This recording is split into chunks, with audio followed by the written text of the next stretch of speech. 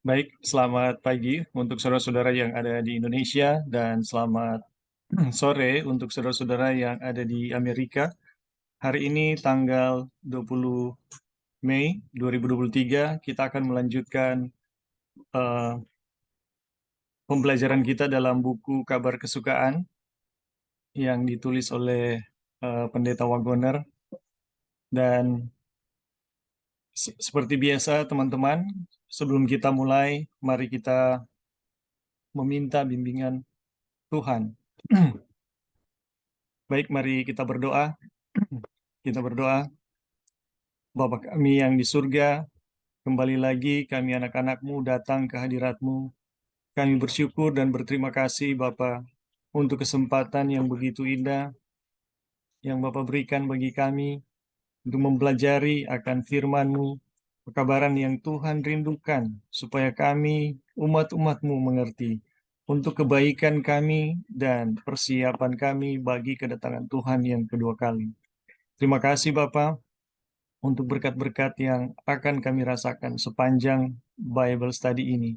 Dengan Roh Kudus yang akan membimbing kami dalam seluruh kebenaran, sehingga kami boleh memahami kebenaran dan kebenaran yang akan memerdekakan kami. Terima kasih Bapa untuk berkat-berkat yang kami boleh rasakan, dan terima kasih untuk memberkati jaringan internet sepanjang Zoom berlangsung. Biarlah bisa berlangsung dengan baik.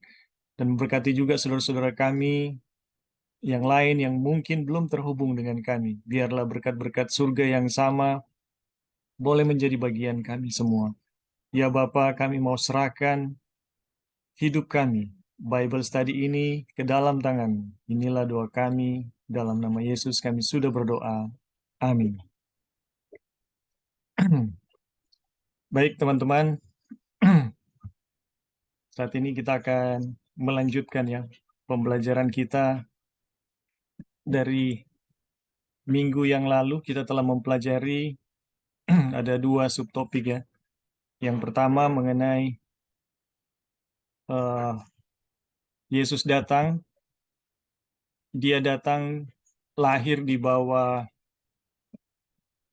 dari seorang perempuan ya, hidup di bawah hukum Taurat untuk menebus mereka yang berada di bawah hukum Taurat. Dan kemudian kita juga belajar mengenai eh, menebus mereka di bawah hukum Taurat agar kita dapat menerima ya pengangkatan anak-anak atau pengap, eh, pengabdopsian ya.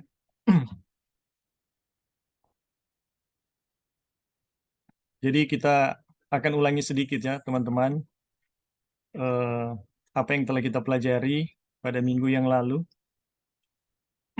mengenai bagaimana Yesus datang menebus kita yang hidup di bawah hukum Taurat. Jadi kenapa Yesus datang ya untuk menebus kita yang hidup di bawah hukum Taurat?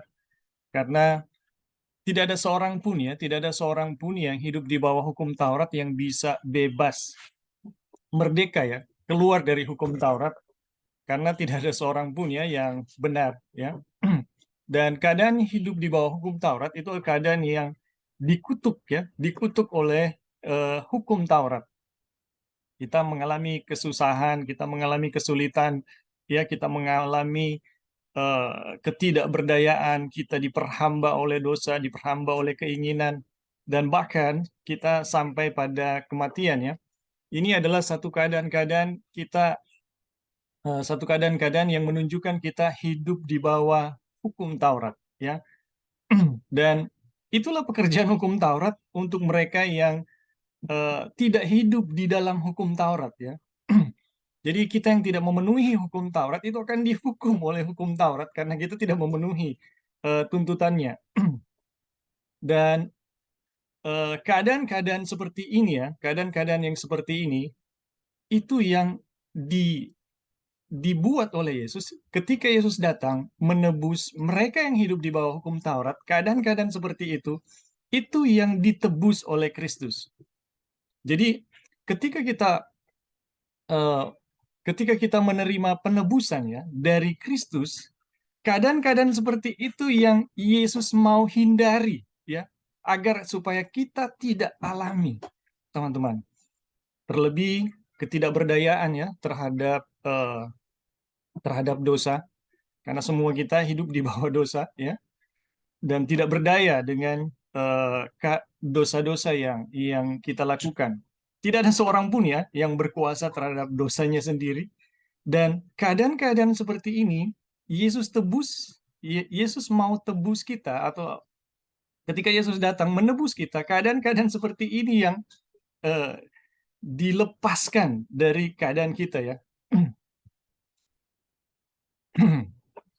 Dan eh, ini ya teman-teman, ini ya keadaan-keadaan seperti ini yang ketika dia datang, dia menebus kita dari keadaan yang seperti ini. Dan yang paling terakhir adalah bagaimana kita seharusnya yang hidup di bawah keadaan berdosa, hidup di dalam dosa, yang pada akhirnya akan mengalami maut ya. Termasuk maut itu sendiri ya. Karena kutukan hukum Taurat yang terakhir adalah maut ya. Dan maut memiliki kekuatan ya. Sengat maut memiliki kekuatan itu karena hukum Taurat. Itu kita bisa baca dalam tulisan Paulus ya di Korintus. Dan teman-teman, ketika Yesus datang menebus kita, dia menebus kita dari keadaan yang seperti itu. Konsekuensi-konsekuensi yang harus terjadi di bawah hukum Taurat itu ditebus oleh Kristus, termasuk maut ya. Jadi teman-teman, kalau kita pelajari ya bagaimana jalan jalan orang berdosa itu ujungnya maut, ketika Yesus datang ya menebus kita yang hidup di bawah hukum Taurat, ujung itu dihancurkan oleh Kristus ya. Ujung yang seharusnya dialami oleh setiap orang berdosa, atau secara pribadi saya yang berdosa, ujung itu dihancurkan oleh Kristus. Kenapa? Kenapa itu dibuat ya? Itu dibuat supaya kita bisa hidup menurut hukum Taurat. Jadi teman-teman, ketakutan terhadap maut itu yang membuat kita tidak berdaya melakukan hukum Taurat. Tapi ketika kita ditebus, kita diangkat sebagai anak-anak Tuhan, kita diberi kuasa untuk melakukan satu kehidupan yang menurut hukum Taurat. Ya, jadi di dalam penebusan Yesus, kita akan dibuat oleh Tuhan ya untuk terhindar dari keadaan-keadaan yang terkutuk di bawah hukum Taurat, termasuk maut yang pada akhirnya harus dialami oleh setiap orang. Dan ini adalah satu kabar baik yang luar biasa ya, bagaimana Yesus datang untuk menghancurkan maut ya, maut yang seharusnya kita alami ya. Kemudian kita belajar eh, pada minggu yang kemarin, dia menebus kita agar kita menerima pengangkatan sebagai anak-anak Allah ya.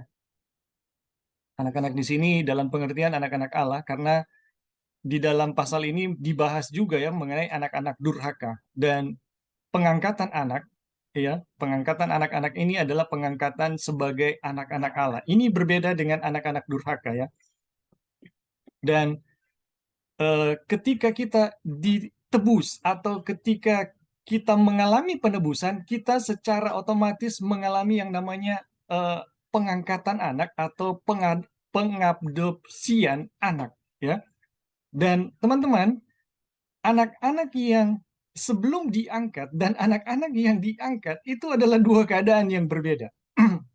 Dan poin di dalam buku ini adalah mau mengatakan kepada kita ada perbedaan yang sangat jelas, sangat nyata antara anak-anak yang hidup di bawah dosa dan anak-anak yang menerima penebusan dari Kristus. Itu berbeda. Dan ini perlu perlu ditekankan karena banyak yang mengajarkan pembenaran oleh iman, ya. Itu sekalipun hidup di dalam dosa, itu nggak masalah gitu. Yang penting kita percaya. Maaf teman-teman, sebentar.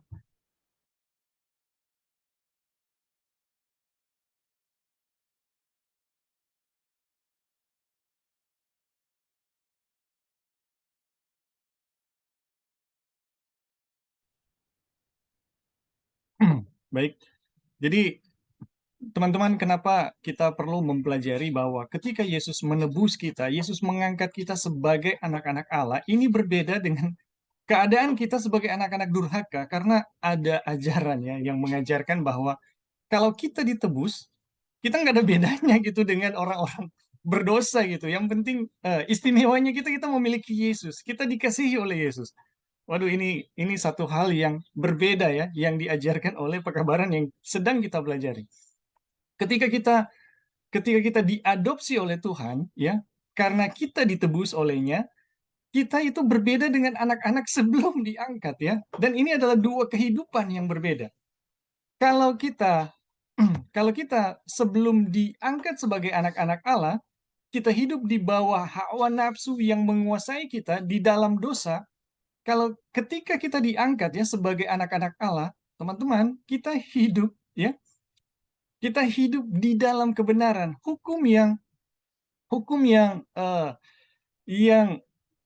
yang menuntut kita, ya, hukum yang menuntut kita atau hukum yang kita langgar sebelum kita diangkat, ketika kita diangkat sebagai anak-anak Allah, hukum itu akan ada di dalam diri kita ya. Ketika kita menerima pengangkatan sebagai anak-anak Allah.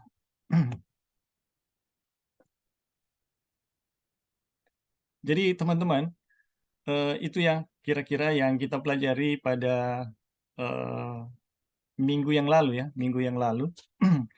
Bagaimana Yesus datang untuk menebus kita ya, menebus kita yang hidup di bawah hukum Taurat agar kita menerima pengangkatan anak ya, pengangkatan sebagai anak-anak Allah. Artinya Yesus datang kepada kita yang berdosa agar membuat kita yang dulunya takluk ya kepada dosa itu dibuat untuk hidup tidak lagi takluk kepada dosa atau hidup di dalam hukum-hukum Tuhan ya. Dan ini penting sekali teman-teman, penting sekali karena pekabaran 1888 berbeda dengan pekabaran saya mau bilang pembenaran oleh iman yang positif ya, atau pembenaran oleh iman eh, kasih karunia yang murahan ya. Ini berbeda ya. Jadi ketika kita dibenarkan, kita betul-betul dibuat berbeda ya.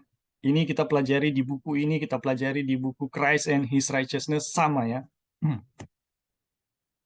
Oke, teman-teman, itu kira-kira yang kita pelajari pada minggu yang lalu dan kita memasuki subtopik yang baru ya.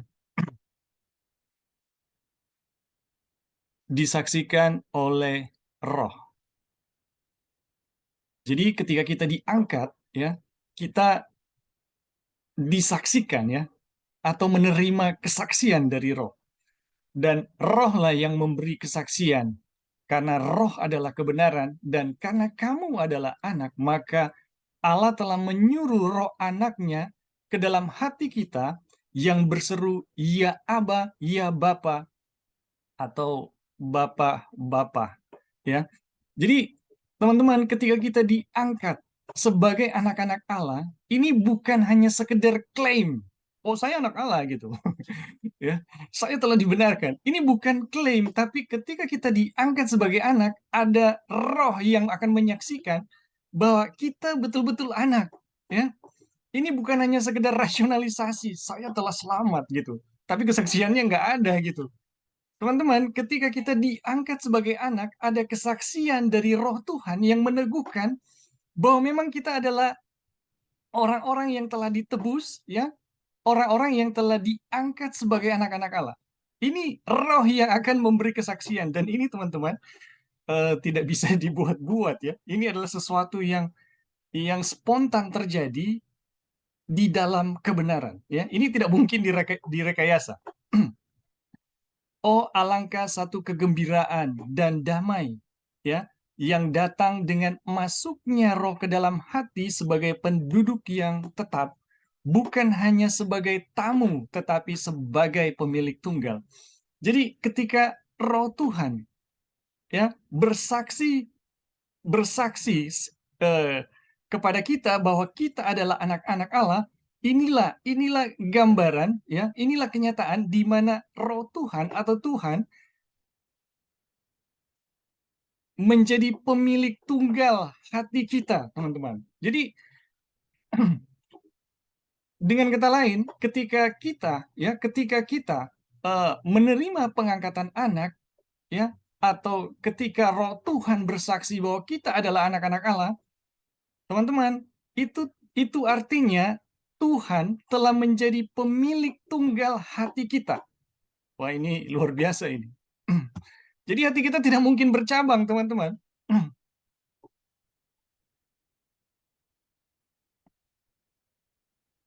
Karena salah satu dosa terbesar kalau kita pelajari di zaman Raja Ahab itu adalah dosa eh, apa namanya?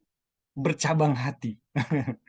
Ya, bercabang hati. Bercabang hati artinya bangsa Israel bangsa Israel menyembah berhala tetapi masih menyembah Tuhan. Jadi teman-teman, ini adalah kategori dosa terbesar di zaman Ahab, ya. Sepanjang sejarah bangsa Israel, ya. Di zaman Ahab ini zaman di mana ketika Israel mengalami kemurtatan yang sangat besar. Dan kemurtatannya ternyata bukan bukan mereka benar-benar apa ya secara 100% meninggalkan Tuhan. Ternyata bukan itu, teman-teman. Mereka menyembah berhala, tapi mereka juga menyembah Tuhan. Jadi mereka tidak meninggalkan Tuhan, tapi mau menyembah berhala. Dan ini adalah satu keadaan murtad yang luar biasa. Atau untuk kita, ya, yang hidup di zaman Laodikia, ini betul-betul Laodikia gitu. Tetapi teman-teman, ketika kita menerima pengangkatan sebagai anak, ya, Roh Tuhan atau Tuhan akan memiliki hati kita sebagai penguasa atau pemilik tunggal. Jadi kita betul-betul menyembah hanya Tuhan dan tidak ada yang lain, ya. Sebab itu kita yang dibenarkan karena iman, kita hidup dalam damai sejahtera dengan Allah oleh karena Tuhan kita, Yesus Kristus. Sehingga kita bersuka cita di dalam Tuhan. Jadi karena memang hanya Tuhan, ya, tidak ada pertentangan lagi di dalam hati kita. Tidak ada lagi pertentangan di dalam pikiran kita. Jadi hanya Tuhan. Kita hidup di dalam damai sejahtera dengan Allah oleh karena Tuhan kita Yesus Kristus, sehingga kita bersuka cita dalam Tuhan. Bahkan bersuka cita di dalam kesengsaraan. Memiliki pengharapan yang tidak mengecewakan karena kasih Allah telah dicurahkan di dalam hati kita oleh karena Roh Kudus yang telah dikaruniakan kepada kita. Jadi teman-teman, ini luar biasa. Ketika kita hati kita dimiliki oleh Tuhan, ya, sebagai pemilik tunggal, maka kita akan bersuka cita, ya. Akan ada damai sejahtera, akan ada sukacita, ya. Bahkan di dalam kesengsaraan, kita akan selalu memiliki pengharapan yang tidak mengecewakan. Aduh, ini luar biasa. Ini luar biasa. Ini adalah satu keadaan yang tidak dimiliki, ya, oleh orang yang tidak percaya kepada Tuhan.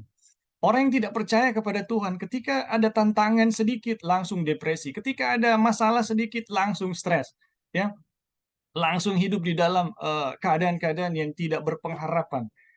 Teman-teman, ketika kita mengalami pengangkatan anak, ada satu sukacita yang luar biasa. Kenapa? Karena kita dibuat selaras dengan Tuhan. Kita hidup di dalam damai, ya, dengan Allah. Kita hidup bersukacita. Bahkan ketika kita hidup di dalam kesengsaraan, ya, atau ada kesukaran yang datang, kita tetap bersukacita karena kita memiliki pengharapan yang tidak mengecewakan. Nah, ini berkat yang luar biasa, teman-teman. Karena kasih Allah telah dicurahkan dalam hati kita oleh Roh Kudus yang telah dikaruniakan kepada kita, ya. Maka kita bisa mencintai atau mengasihi sama seperti Tuhan mencintai. Kita memiliki cinta yang sama karena kita memiliki sifat ilahi.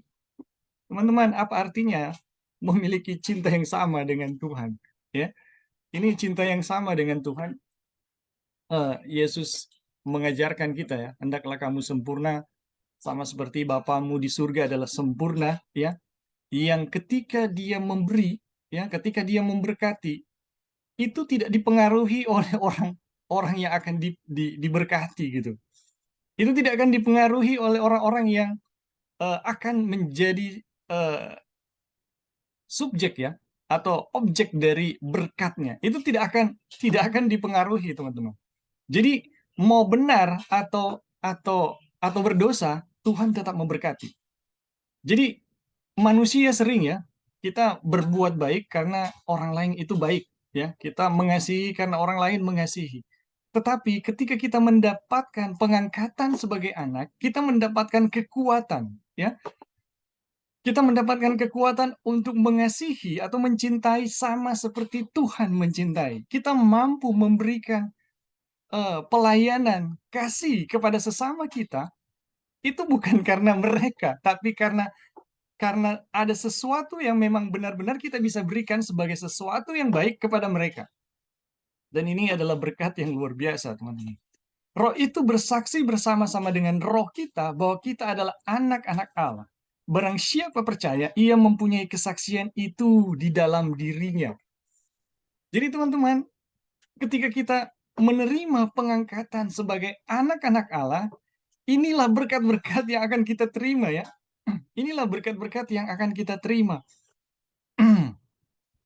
Ketika Tuhan akan menjadi pemilik tunggal, ya, pemilik tunggal hati kita akan hidup di dalam damai sejahtera, kita akan bersuka cita, bahkan di dalam kesengsaraan ya, kita akan tetap bersuka cita. Kenapa? Karena kasih Tuhan ya telah dicurahkan oleh Roh Kudus di dalam hati kita, dan kita di saat tersebut, di saat dalam keadaan tersebut kita memiliki kekuatan yang sama di dalam mengasihi sesama kita karena Roh Tuhan telah mencurahkan kasih itu di dalam diri kita. Teman-teman, kita secara alamiah tidak memiliki kasih, semua kita adalah cinta diri. Tetapi ketika kita mengalami pengangkatan sebagai anak, kita memiliki kekuatan ya untuk mengasihi sesama kita. Oke, sampai di sini teman-teman, ada yang mau memberi tambahan atau tanggapan atau pertanyaan, dipersilakan.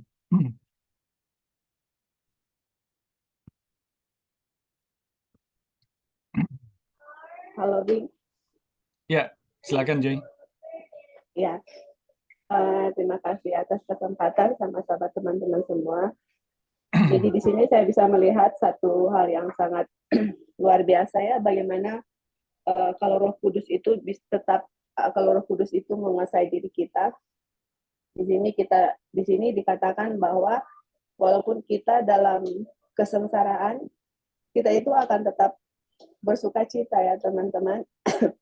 Karena yang terjadi itu adalah waktu Roh Kudus tinggal dalam kita, Roh Kudus akan menyatakan akan kasih Tuhan di dalam kita, karena kasih Allah telah dicurahkan dalam hati kita oleh Roh Kudus. Jadi di dalam penderitaan kita, di dalam kesengsaraan, jadi sebenarnya ini satu kabar yang sukacita, karena kita tidak perlu takut ya, kita memang mengalami masalah apapun dalam kehidupan kita, itu keberadaan Roh Kudus di dalam diri kita. Kalau kita membiarkan Roh Kudus menguasai hati kita, itu malah dalam penderitaan itu akan membawa sukacita dalam diri kita. Dan satu hal yang kita lihat sangat luar biasa di sini juga, bahwa waktu Roh Kudus tinggal dalam diri kita dan kita membiarkan Roh Kudus menguasai diri kita itu akan memiliki sifat ilahi. Kalau bahasa Inggris, kita itu mempunyai divine nature, karakter, sifat ilahi. Dan sifat ilahi itu adalah kasih ya teman-teman. Dan kita itu akan mengasihi sebagaimana Tuhan Yesus mengasihi. Jadi kalau kita lihat bagaimana sih Tuhan mengasihi kita gitu. Tuhan mengasihi kita adalah Tuhan memberi hujan, memberi matahari kepada orang yang benar dengan orang yang tidak benar. Tuhan tidak membalas kejahatan dengan kejahatan, dia membalas kejahatan. Dia dalam kejahatan kita, dia memberikan akan kasihnya yang luar biasa kepada kita. Jadi dengan berdiamnya Roh Kudus dalam hati kita, sebenarnya kalau kita pikir-pikirnya, itu roh membalas dendam itu nggak akan ada dalam diri kita. Justru malah kita akan memikirkan bagaimana kalau misalnya seorang menyakiti kita, kita malah memikirkan bagaimana sih yang saya akan buat untuk membalas akan kejahatan orang itu dengan kebaikan gitu. Karena di dalam Alkitab pun itu prinsipnya ya, jangan membalas kejahatan dengan kejahatan, tapi balaslah kejahatan dengan kebaikan. Tapi itu semua bisa terjadi kalau kita membiarkan Roh Kudus di dalam diri kita untuk menguasai kita. Kalau kita masih membalas kejahatan dengan kejahatan, ada susah sedikit udah gimana ya, bersungut-sungut, tidak ada sukacita, itu berarti kita tidak membiarkan Roh Kudus menguasai diri kita. Yang kita biarkan adalah bagaimana diri kita, apa self ya, kita diri kita seperti itu. Bagaimana saya harus balas? Saya sakit hati nih. Bagaimana orang yang bikin saya sakit hati rasakan yang saya sakit hati juga, seperti itu. Terus saya ada satu kesan mengeluh, jadi pikirannya kita gitu, tapi Roh Kudus malah membawa pikirannya Tuhan, yang mana Tuhan akan take care semua kita punya masalah, seperti yang tadi sudah dibahas oleh Eding, bagaimana Tuhan dilahirkan di bawah hukum, under the law, dia mengambil kita punya burden ya, kita punya beban hidup, dan tugas Roh Kudus itu adalah memberikan sukacita, damai, dan memberikan kasih, memberikan divine nature akan karakter Yesus menjadi bagian kita. Sangat luar biasa, dan sangat luar biasa itu adalah Tuhan akan menaruh hukum Taurat di dalam hati kita, sehingga kita bersukacita untuk mengikuti akan setiap kehendak Tuhan. Thank you, Bing. Ya, baik. Terima kasih untuk tambahannya. Jadi teman-teman ya, saya teringat mengenai isu ya, dimana kalau kita mengikuti pergerakan yang mau bersungguh-sungguh untuk kedatangan Tuhan, sering statement-statement yang kita harus memiliki karakter Yesus. Kita harus memiliki karakter Yesus. Itu sering kita dengar ya. Tetapi teman-teman, jarang sekali membahas bagaimana kita mendapatkan pengangkatan ya, supaya kita memiliki sifat yang seperti itu. Tapi teman-teman, di dalam pekabaran ini ya, kita dikasih tahu bahwa ketika kita diangkat sebagai anak-anak Allah, atau ketika kita mengalami penebusan, kita memiliki sifat ilahi, ya, sifat ilahi dari Tuhan. Kenapa? Karena Roh Tuhan yang adalah Tuhan itu sendiri ya, menjadi pemilik tunggal di dalam hati kita. Selama Tuhan atau Roh Tuhan itu diduakan, ini tidak mungkin terjadi, teman-teman. Ya, ini tidak mungkin terjadi. Tetapi ketika Roh Tuhan memiliki hati kita sebagai pemilik tunggal, maka ini terjadi. Dan ini luar biasa.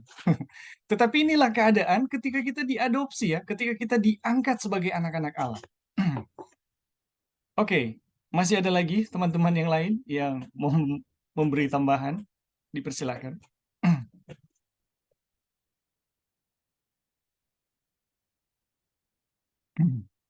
Oke, kalau belum ada, kita lanjut ya. Teman-teman bisa memotong saya ya kalau ada yang mau disampaikan ya. Oke, saat ini kita lanjut ke subtopik bukan lagi hamba tetapi anak.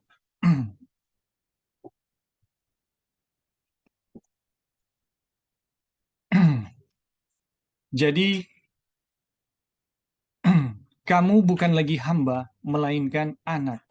Akan terlihat bahwa karena ada dua jenis anak, jadi ada dua kelas pelayan atau hamba ya.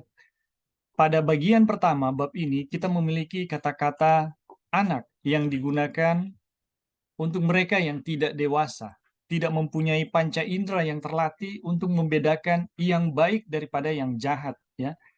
Janji itu bagi mereka sama seperti bagi orang yang masih jauh.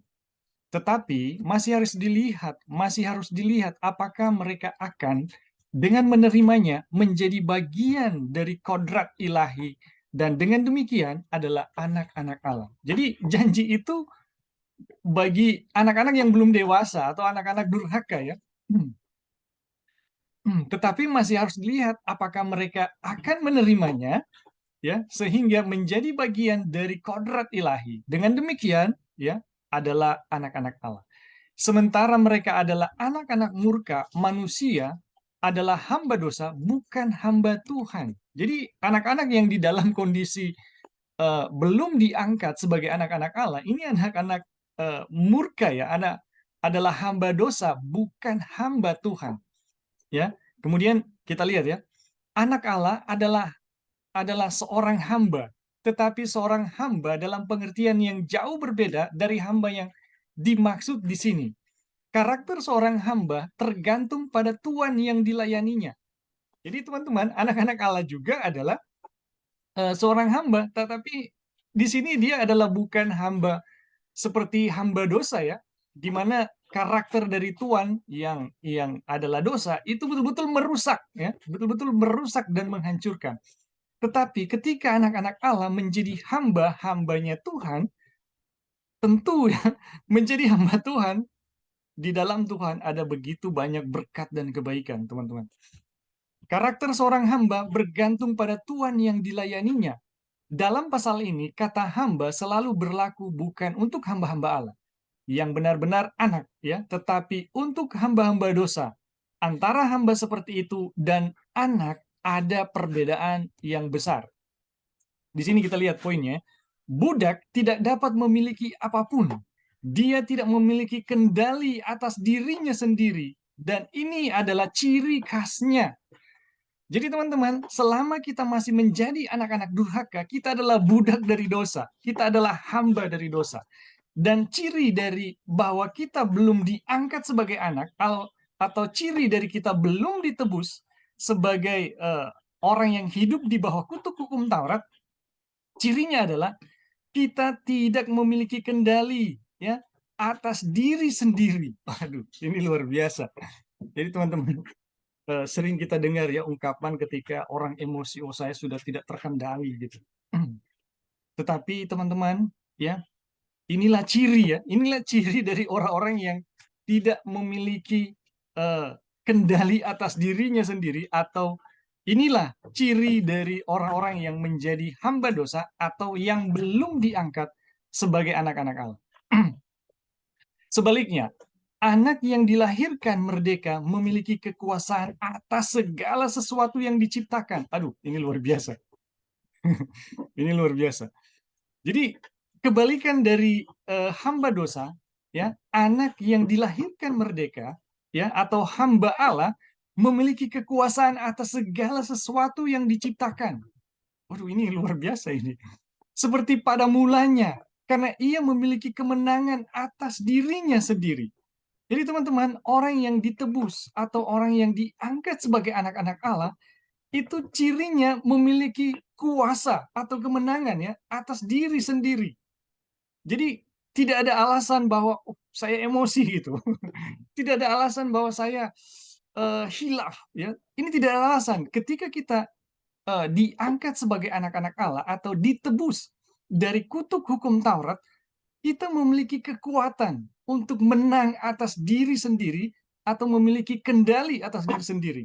Karena dia yang lambat marah atau sabar lebih baik daripada pahlawan. Orang yang menguasai dirinya melebihi orang yang merebut kota. Aduh, ini luar biasa. Inilah ciri dari anak-anak Allah ya, anak-anak Allah atau hamba Allah ya, yang berbeda dengan anak-anak durhaka atau hamba dosa. Ini berbeda. Dan ini teman-teman terjadi ketika kita menerima pengangkatan sebagai anak atau ketika kita ditebus dari dosa, kita memiliki hal ini.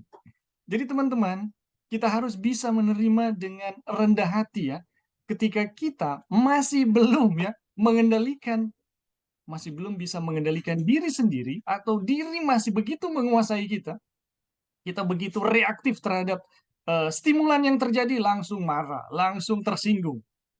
Kita harus sadar dan menerima bahwa kita adalah budak dari dosa, atau kita masih sebagai anak-anak durhaka yang keadaannya itu betul-betul berbeda dengan anak-anak Allah. Oke, teman-teman, sampai di sini ada yang mau menanggapi atau memberi tambahan atau pertanyaan, dipersilakan.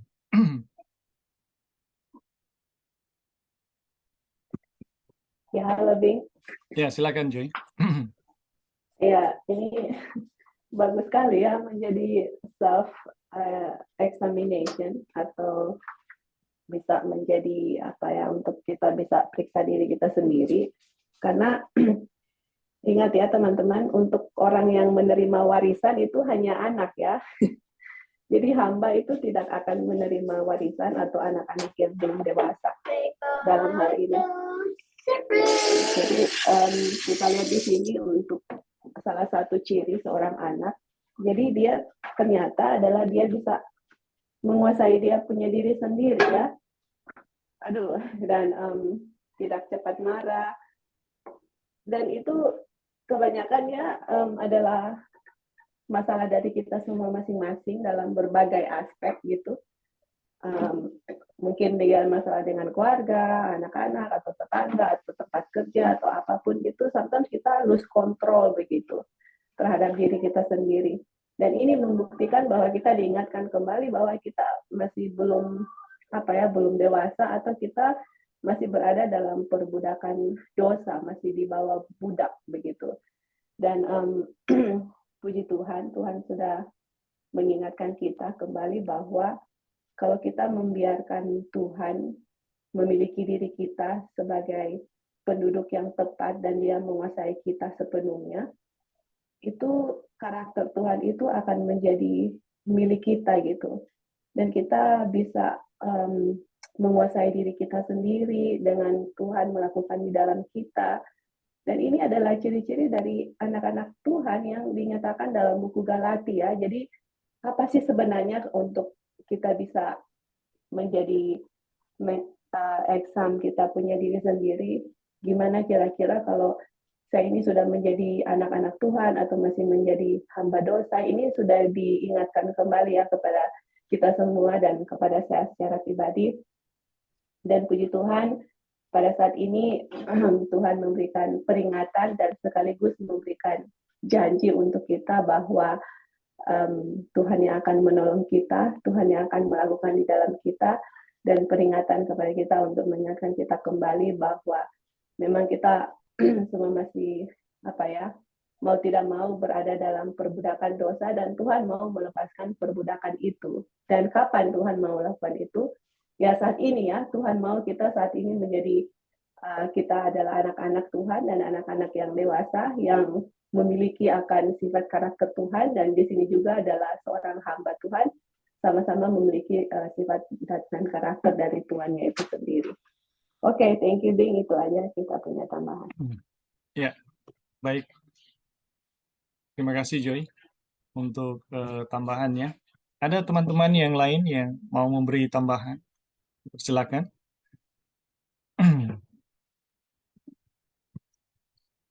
Di sini ada Wira, ada saudara Norton, ada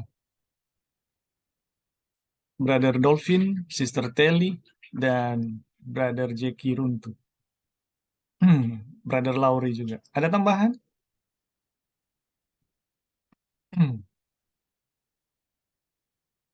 Oke. Boleh Ya, silakan. terdengar ya. Ya, silakan Brother Jackie. Ini firman Tuhan begitu indah.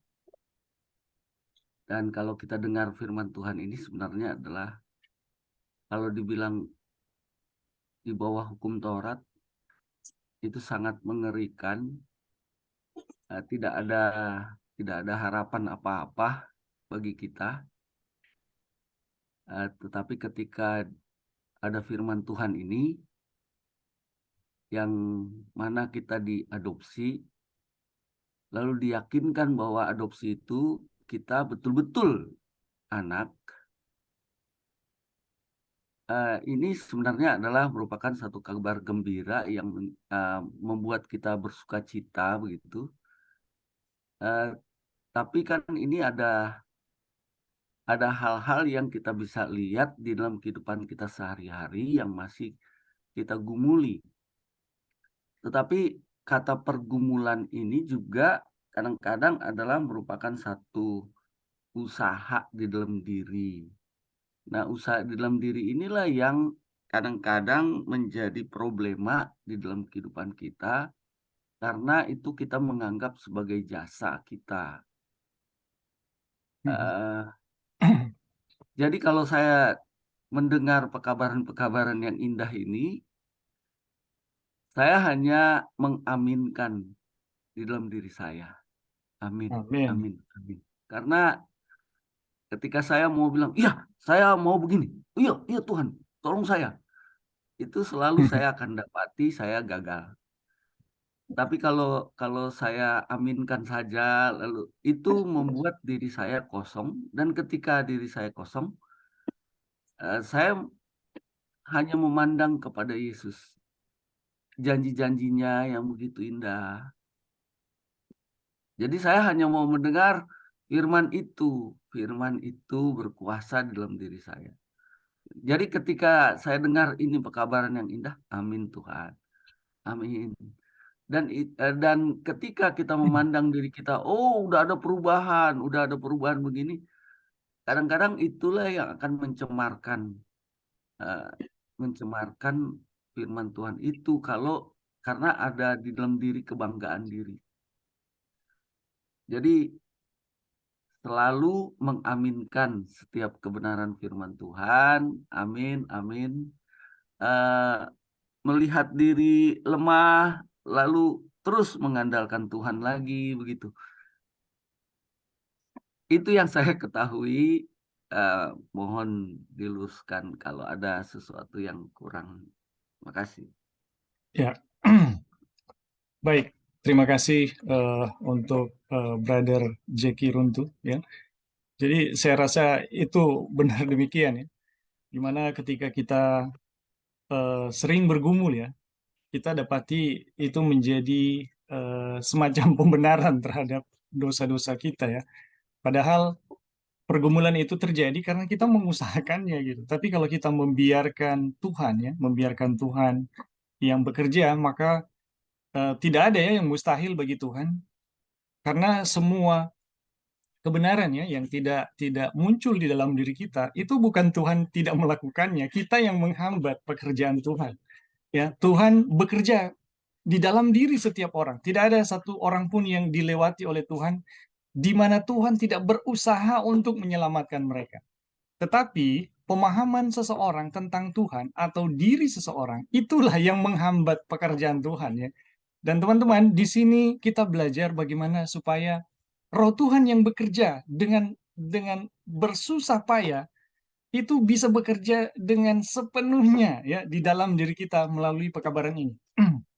Dan teman-teman, ketika kita betul-betul mengalami ya kuasa atau berkat-berkat dari Tuhan yang bekerja di dalam diri kita akan lebih banyak terpesona dengan pekerjaan Tuhan, ya teman-teman, daripada apa yang telah kita capai. Ya, saya rasa bukan itu yang akan menjadi Amin. fokus kita, tapi semakin banyak perbuatan Tuhan yang Tuhan buat, kita akan terpesona dengan perbuatan-perbuatan itu. Jadi terima kasih untuk Brother Jeki atas tambahannya. Ada teman-teman yang lain dari Wira atau Esrom?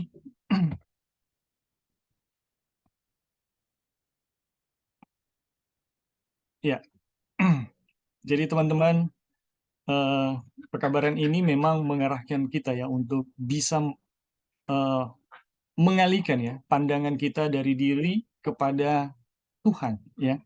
Jadi pekabaran ini mengalihkan kita. Oke, teman-teman, kalau sudah tidak ada kita lanjut ya. Kita lanjut ke subtopik yang selanjutnya.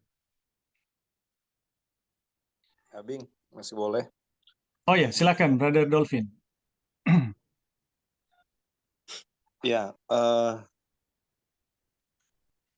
bukan suatu kebetulan ketika kita bersama-sama Tuhan izinkan untuk berkumpul, mempelajari sabda firman-Nya, dan kita sama-sama ketika mulai tentunya kita berdoa dan pekerjaan Roh Kudus itu sedang terjadi di antara kita di saat kita mendengarkan firman, dan semua pengertian, semua pemahaman ya, yang pada akhirnya kita terima dan tahu itu karena izin Tuhan, dan itu karena Tuhan bukakan kepada kita. Sampai sedetail itu kita lihat kasih Tuhan. Dia tidak mau ada dari kita yang binasa. Nah, sementara sifat dari pekabaran yang sedang kita pelajari ini tidak populer. Tidak banyak orang suka pelajaran ini. Kenapa? Karena diri kita itu apa ya bahasanya yang pas? Kayak dikorek gitu ya. Kayak tersentuh langsung ke jantung. Ya. Ego kita, ya, kepintaran kita, ya, fasilita kita ditegur oleh pekabaran ini. Di waktu yang lalu saya sempat memberikan komentar bahwa jangan sampai ya berpikir pun jangan bahwa ketika kita sudah belajar pekabaran yang apa namanya, yang meletakkan kesombongan kita dalam debu. Ya, ini setelah kita sekian lama belajar dan kita merasa bahwa kita ada di track yang sebenarnya, kita merasa ada di jalur yang benar, ini dia kita. Ya. Berpikir ke situ pun jangan sampai, saudara-saudara. Oleh kenapa? Setan senang sekali ya memancing kita, ya. Bahkan dalam firman Tuhan pun setan pakai. Setan belajar firman Tuhan, makanya dia tahu. Sehingga hal-hal kecil yang sebenarnya itu dosa tidak mampu kita lihat. Ya, kita tidak mampu bedakan. Ya. Kita terbuai dengan pelajaran yang luar biasa ini. Ya, tapi di dalam prosesnya ada kesalahan-kesalahan yang setan mau kita alami. Contohnya merasa kita ada di track. Ini pekabaran yang benar. Ya. Walaupun inilah pekabaran yang benar itu. Jangan salah paham, saudara-saudara. Saya secara pribadi mengaminkan ini. Beberapa tahun ini kita belajar ini sangat dikuatkan. Segala kesombongan dihancurkan. Dan sampai proses hari ini pun saya secara pribadi ditempa oleh pekabaran ini untuk selalu berhati-hati di dalam mengerjakan pekerjaan keselamatan saya. Bahwa jangan sampai saya yang merasa bahwa saya sedang melakukan pekerjaan ini. Ya. Jangan sampai saya merasa bahwa saya benar.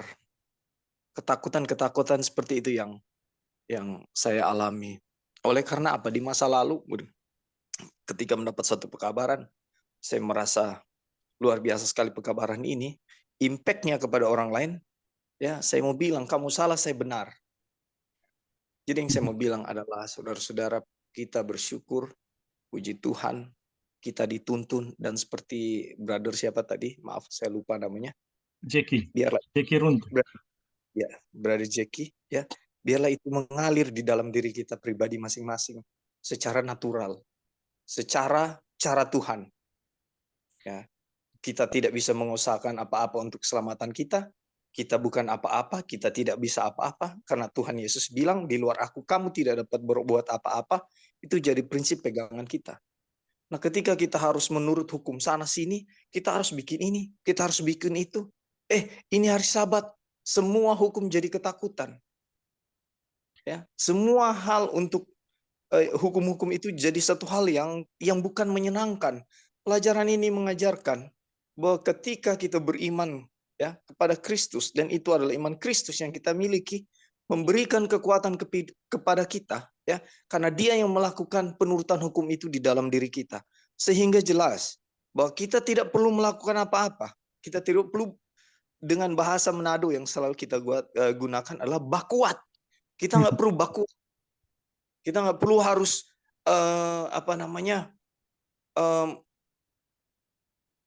Maksa. berusaha. Nggak perlu. Secara natural beriman kepada Kristus, Dia yang melakukan di dalam diri saudara dan saya. Coba lihat masa lalu kita, saudara-saudara. Berapa kali kita gagal? Berapa kali kita gagal di dalam kita mengusahakan untuk hari ini saya berdoa, Tuhan, saya berbuat dosa, ampuni saya. Saya berjanji tidak akan melakukannya lagi. Saya berhasil 1 minggu. Hari ke-8, minggu depan saya gagal, saya jatuh di dosa yang sama. Kenapa ini berulang-ulang? Karena ini hal-hal yang saya usahakan, bukan Kristus di dalam saya. Terima kasih, Brother Bim. Ya, terima kasih Brother Dolphin untuk tambahannya. Jadi teman-teman, saudara-saudara sekalian, pekabaran ini mengarahkan kita untuk lepas ya dari pembenaran diri, karena memang pembenaran diri, kalau kita hidup dalam pembenaran diri, kita akan suka hitung-hitung kita udah sampai di mana, prestasi kita apa. Ya, kita akan senang untuk mengukur-ngukur gitu diri kita. Tetapi ketika kita masuk di dalam pekabaran pembenaran oleh iman, teman-teman, pembenaran oleh iman itu akan membuat kita sama seperti anak kecil. Ya. Dan anak kecil itu, kita bisa lihat ya kenyataan anak kecil, kalau mereka bermain, ya, mereka itu lupa diri gitu. Entah mereka ada di mana, ya, apakah mereka bersih atau tidak, itu mereka tidak peduli. Ya, sudah jam berapa mereka ini bermain, mereka tidak peduli. Jadi ketika kita betul-betul dibawa kepada pekabaran ya, yang benar dan mengalami pekabaran ini, kita diarahkan untuk memiliki iman seperti seorang anak kecil atau kehidupan seperti seorang anak kecil. Di mana teman-teman, seperti anak kecil ya, kita lupa diri gitu. Kita akan tidak peduli gitu dengan apa ya, dengan keadaan sekeliling, dengan bagaimana keadaan kita, berapa lama kita telah bermain, kita nggak peduli.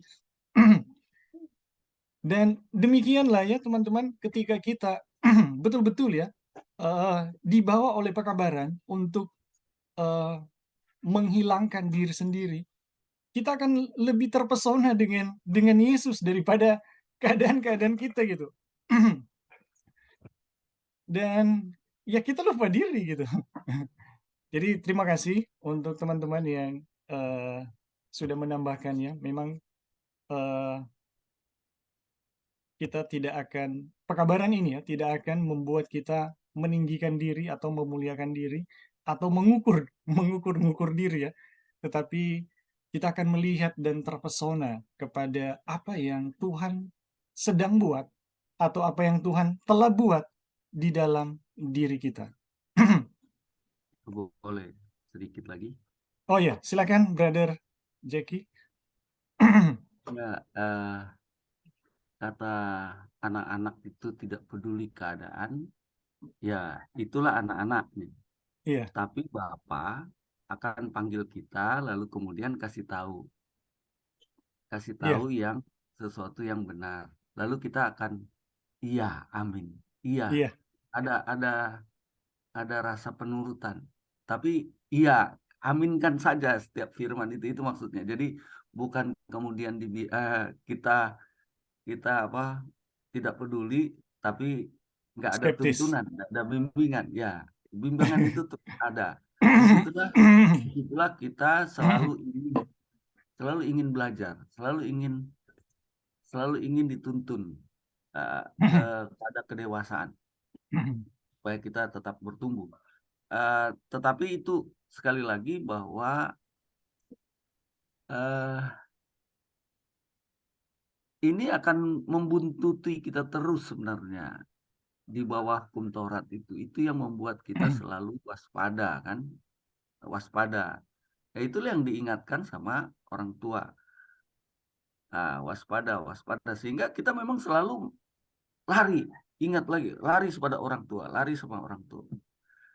Makasih. Ya. Jadi betul ya bahwa sifat ini ilustrasi ya. Jadi anak-anak ini hanyalah sebuah perumpamaan.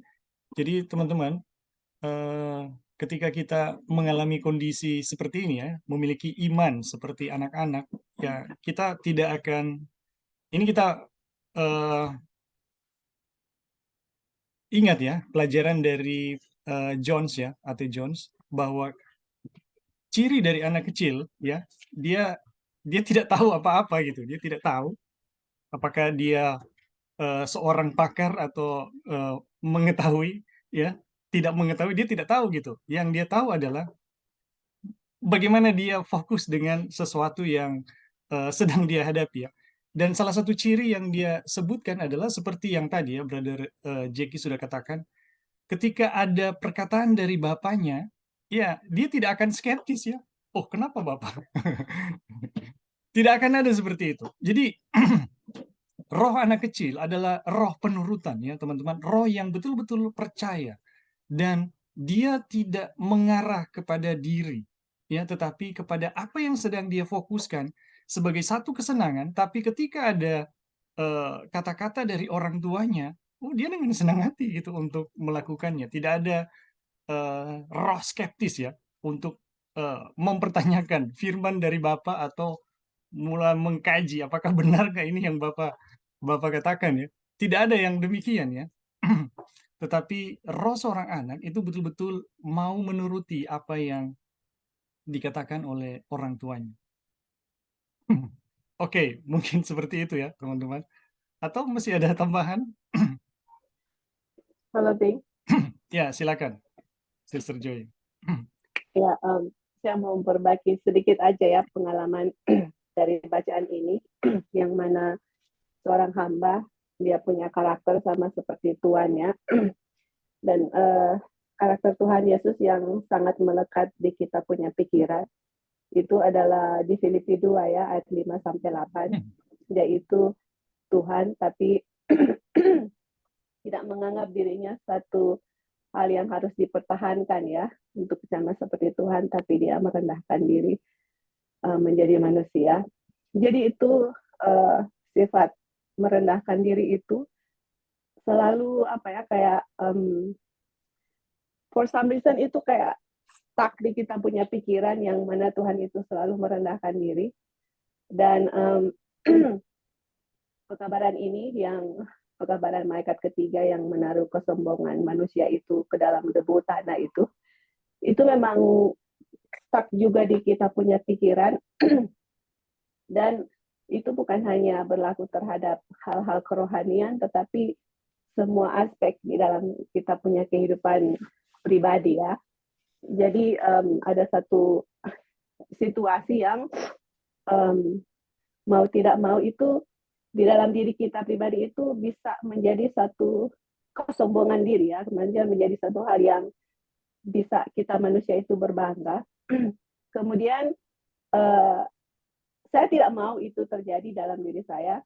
Tuhan menegur kita, dan teguran itu semakin hari semakin jelas di dalam kita punya pikiran. Terus kemudian kita bandingkan dengan karakter Tuhan. Saya bilang, aduh Tuhan, terima kasih Tuhan sudah menegur saya ya. Dan Tuhan tegur saya itu, dia tegur di dalam berbagai macam situasi yang membuat itu seperti kita mau menonjolkan diri. Kemudian Tuhan tegur sampai Joy, enggak, yang kamu belajar itu yang kamu belajar itu adalah bagaimana sifat merendahkan diri. Kemudian Tuhan tegur lagi, dan Tuhan selalu bawa kita di dalam situasi untuk kita terus menjadi humble atau rendah hati seperti itu. Dan saya berdoa, saya bilang, Tuhan terima kasih Tuhan membawa saya di dalam situasi-situasi seperti ini dan terus mengingatkan saya untuk selalu humble ya, rendah hati seperti itu, dan sama seperti Tuhan dalam karakternya. Sampai pada satu titik di mana saya bilang, bukan komplain dengan Tuhan yang apa yang Tuhan berikan dalam kehidupan saya, malah saya bilang, Tuhan terima kasih atas pengalaman ini, sama seperti Brother Jackie tadi. Tuhan, kita seperti anak-anak, Tuhan itu seperti orang tua kita, dia mengingatkan kita. Dan saya bilang, Tuhan terima kasih atas pengalaman ini, pengalaman ini dan terima kasih untuk membuat saya membuat saya untuk tetap humble atau menjadi rendah hati.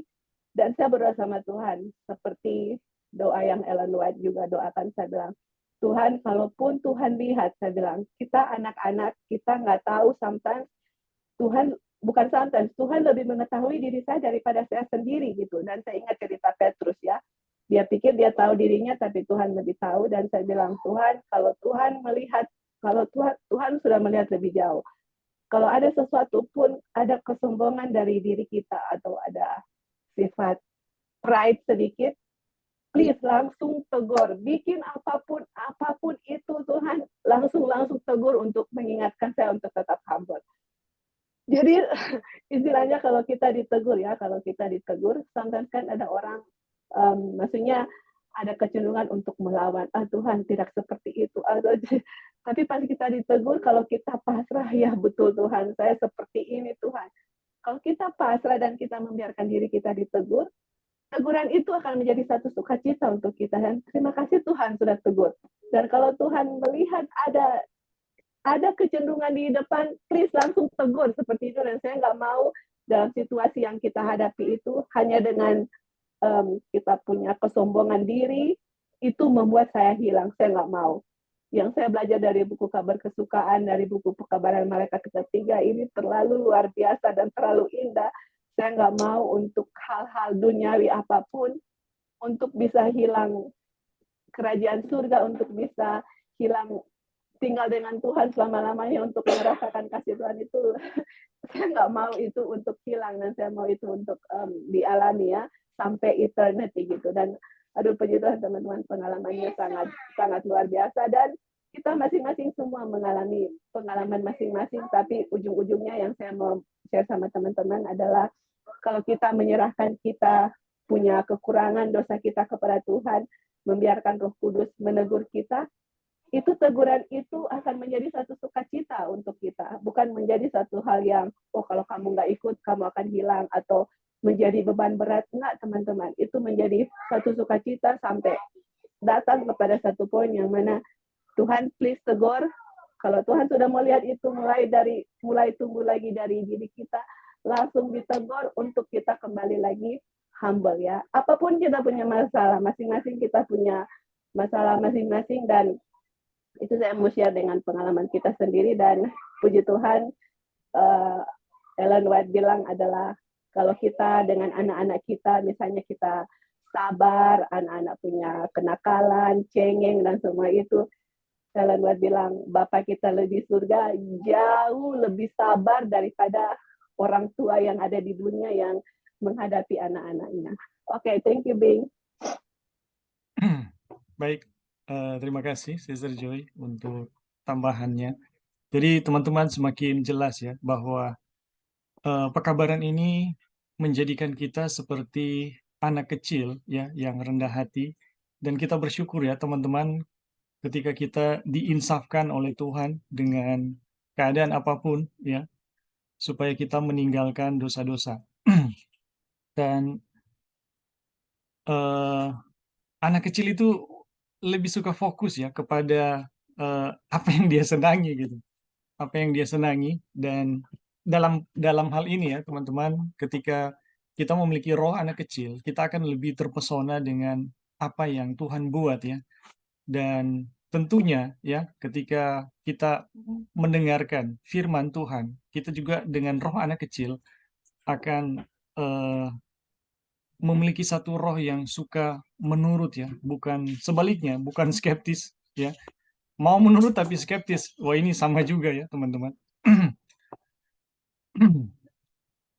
Oke, mungkin apa masih ada lagi sebelum kita lanjut?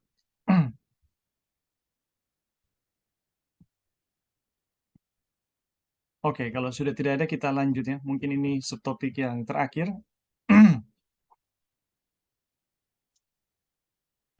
Kalau anak dialah ahli waris. Ketika anak yang hilang itu mengembara dari rumah ayahnya, dia tidak berbeda dengan seorang pelayan karena dia adalah seorang pelayan ya. melakukan pekerjaan yang paling kasar. Nah, ini cerita tentang anak yang hilang ya, teman-teman. Dalam kondisi itu, dia kembali ke rumah yang lama, merasa bahwa dia tidak pantas mendapatkan tempat yang lebih baik daripada seorang pelayan. Tetapi sang ayah melihatnya ketika dia masih jauh, dan berlari, dan bertemu dengannya, dan menerimanya sebagai seorang anak. Wah, ini kisah yang mengharukan ya dari cerita anak yang hilang. Dan oleh karena itu, sebagai ahli waris, meskipun dia telah kehilangan segalanya sebagai ahli waris, ya, meskipun dia telah kehilangan segalanya sebagai ahli waris. Jadi, ini Wagoner mengaplikasikan ya.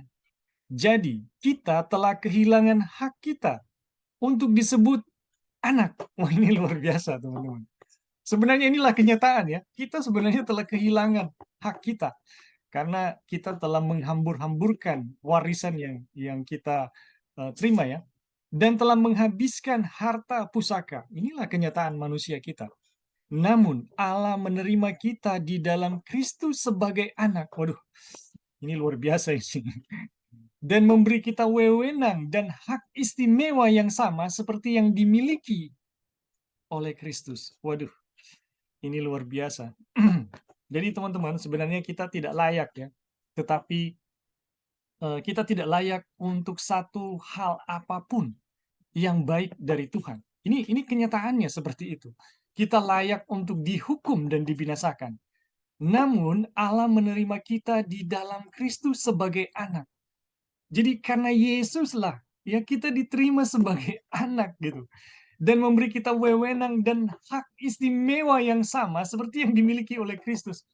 Waduh, luar biasa ini, puji Tuhan ya, atas Yesus sebagai juru selamat kita manusia yang mau mempertaruhkan dirinya, mau memberi dirinya untuk kita sehingga kita masih diberi kesempatan yang sama dan hak istimewa yang sama seperti dirinya, teman-teman. Aduh, ini luar biasa.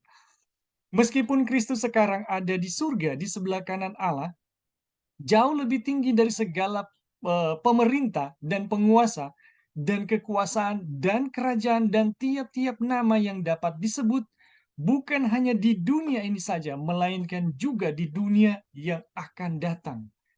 Dia tidak memiliki apapun yang tidak dibagikan kepada kita. Aduh, teman-teman, ketika kita mendapatkan pengangkatan sebagai anak, ini yang kita miliki, teman-teman. Aduh, luar biasa. Karena Allah yang kaya dengan rahmat, oleh karena kasih-Nya yang besar, yang dilimpahkannya kepada kita, telah menghidupkan kita bersama-sama dengan Kristus, dan telah membangkitkan kita juga, dan memberikan tempat bersama-sama dengan Dia di surga. Aduh, luar biasa. Kristus adalah satu dengan kita di dalam penderitaan kita saat ini, agar kita dapat menjadi satu dengan Dia di dalam kemuliaan-Nya saat ini. Jadi teman-teman, ketika kita menjadi satu ya di dalam penderitaan dengan Kristus saat ini, kita juga akan menjadi satu dengan Kristus ya di dalam kemuliaan saat ini. Aduh. Dia telah meninggikan mereka yang berderajat rendah, ya, telah mengangkat mereka yang sebenarnya tak berharga. Ya. Bahkan sekarang dia membangkitkan orang miskin dari debu dan mengangkat pengemis dari tempat pembuangan kotoran. Waduh, ini luar biasa. Untuk menempatkan mereka di antara para pangeran dan untuk membuat mereka mewarisi takhta kemuliaan. Aduh, inilah yang Yesus mau buat, teman-teman. Inilah yang berkat-berkat yang Tuhan mau berikan kepada kita. Yang tidak berharga mau dibuat menjadi berharga. Yang tidak terhormat mau dibuat menjadi terhormat. Yang miskin mau dibuat memilih untuk menjadi bisa memiliki segalanya. Aduh, luar biasa. Ini kita hanya bisa mengatakan amin ya untuk semua kebaikan Tuhan. Tidak ada raja-raja di bumi yang memiliki harta yang begitu besar dan kekuasaan yang begitu besar seperti petani termiskin yang mengenal Tuhan sebagai Bapaknya.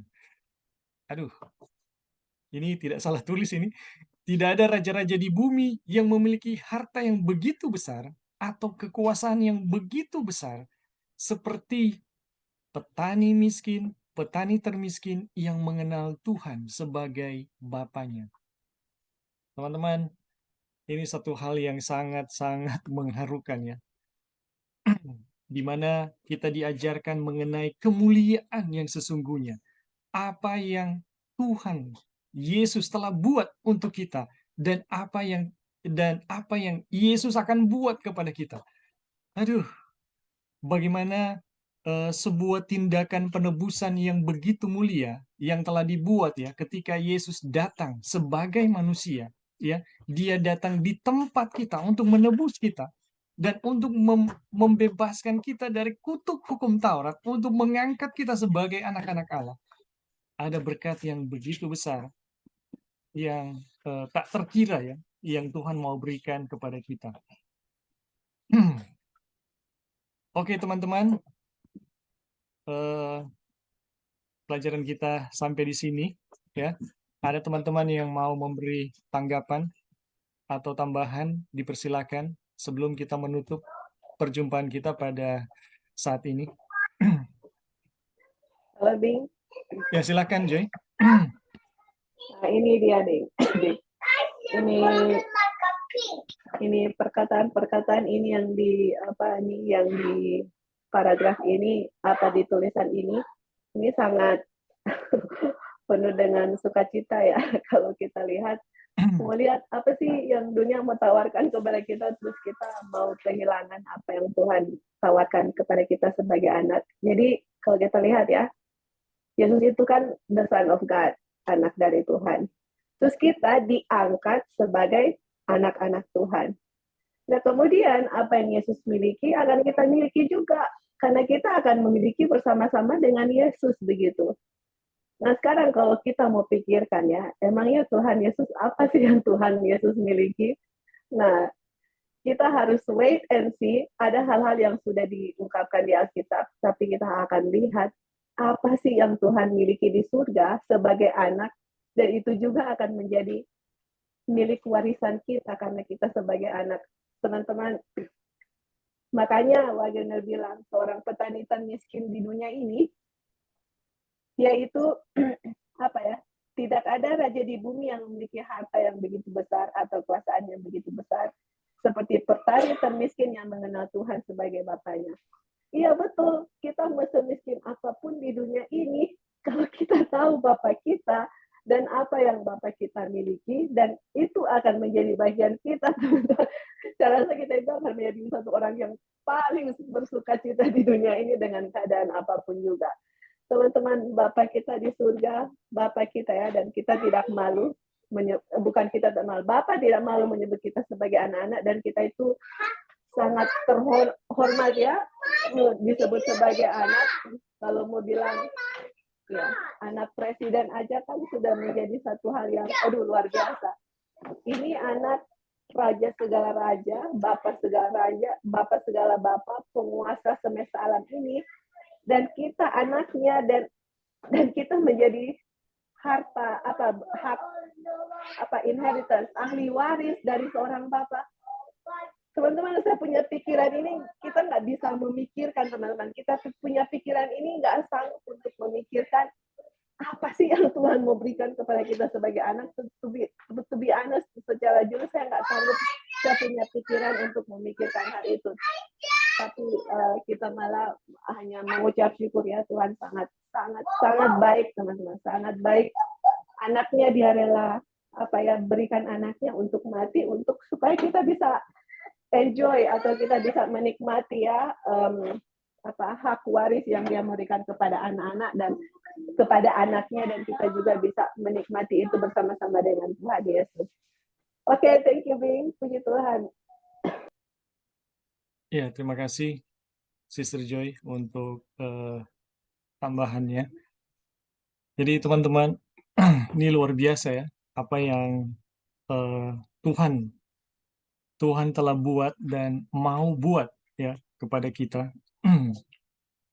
Jadi ini membaca teks ini ya, membaca bagian ini saya hanya bisa mengatakan, aduh Tuhan, Engkau sungguh baik ya, mengenai bagaimana eh,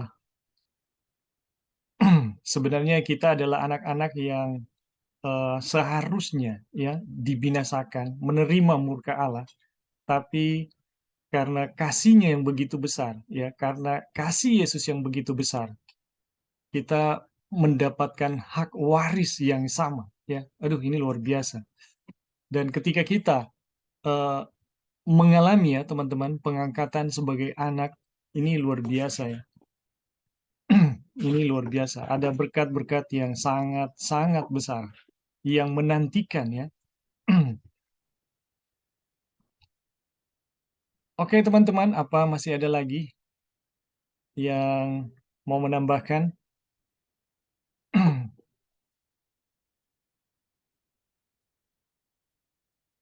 Ya, sedikit saja. Oh ya, silakan, brother. Apakah pelayan bisa bermimpi untuk mendapatkan ini? Pastinya tidak ya. Iya. Hanya anak yang bisa mendapatkan ini. Maksudnya kalau saya mau ini sebagai upah, nggak bisa upah ini sedemikian Banyak. besar. Banyak. Ya, jadi ini harus jadi waris, bukan upah. Bukan menghalangi bahwa di Alkitab juga ada kata upah, tapi ini adalah sebenarnya bagaimana kita merespons kasih Allah. Ya, Iya. bagaimana kita merespons kasih Allah, bahwa memang saya tidak melakukan apa-apa juga, jadi itu bukan upah, itu adalah waris. Terima kasih. Iya. Terima kasih, brother, untuk lebih mengesankan ya. Mengenai apa yang kita telah miliki dan akan miliki. Aduh, ini luar biasa. Oke, teman-teman, kita akan menutup perjumpaan kita saat ini karena waktu kita sudah harus mengakhiri ya.